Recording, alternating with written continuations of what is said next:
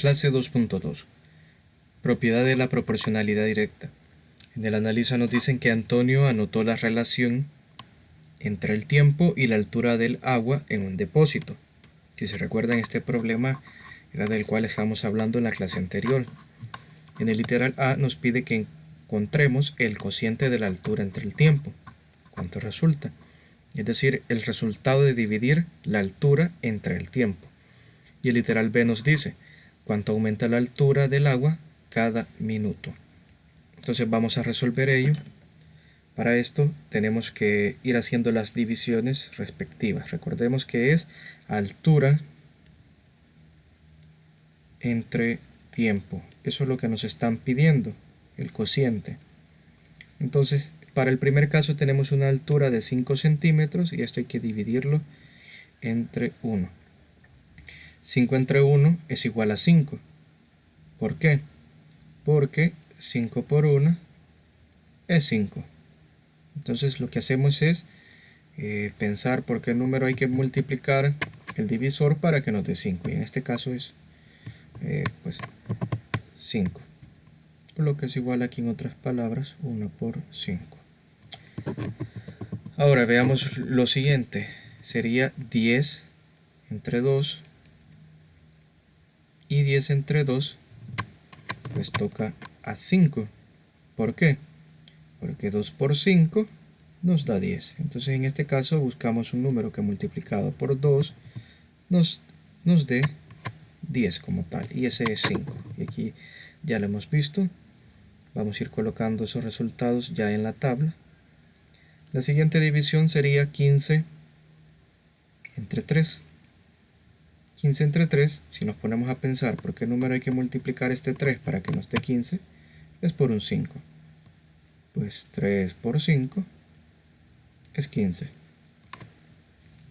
Entonces la respuesta aquí del cociente sería 5. La siguiente división, altura 20 centímetros entre el tiempo que transcurrió, que son 4 minutos, y pues 20 entre 4 es a 5. Porque 4 por 5 es 20. Entonces la respuesta, el cociente es 5. Siguiente división, 25 entre 5. Y eso es igual a 5. Entonces el cociente que vamos a escribir aquí es 5. Y luego, lo último, tenemos una altura de 30 centímetros entre 6 minutos. Entonces 30 entre 6 es a 5. Y colocamos la respuesta.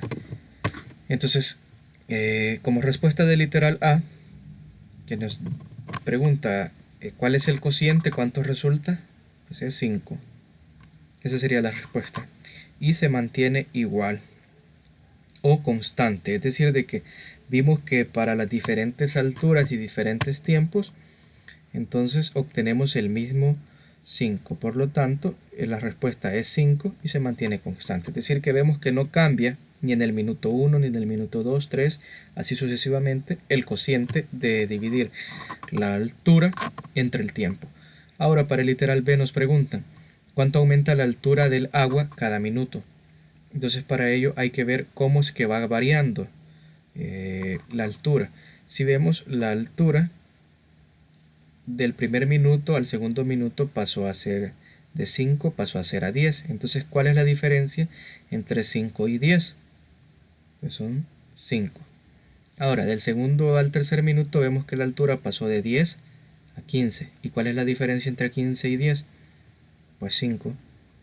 Ahora, pasamos de 15 a 20 centímetros de altura y la diferencia entre estos dos números, entre 20 y 15, es 5. De 20 centímetros pasamos a 25 y la diferencia, es decir, al hacer la resta, 25 menos 20, obtenemos 5. Por último, de 25 pasamos a 30 y al hacer la diferencia o la resta también obtenemos que es 5. Entonces, por lo tanto, la altura iba aumentando cada minuto, aumenta 5 centímetros. Y vemos que estos 5 centímetros también es otro valor constante y que se mantiene a medida que va cambiando el tiempo, que van cambiando las cantidades. Veamos el comprende. Propiedad de la proporcionalidad directa. Este concepto es bastante importante que, en primer lugar, nos lo aprendamos, es decir, que lo recordemos siempre, y en segundo lugar, entenderlo, porque esto nos va a permitir resolver ejercicios, clases que tengan que ver con la proporcionalidad directa. Entonces dice, cuando dos cantidades son directamente proporcionales, el cociente resulta siempre ser el mismo número. Entonces, esta propiedad, en otras palabras, es una característica que van a tener dos cantidades que son directamente proporcionales.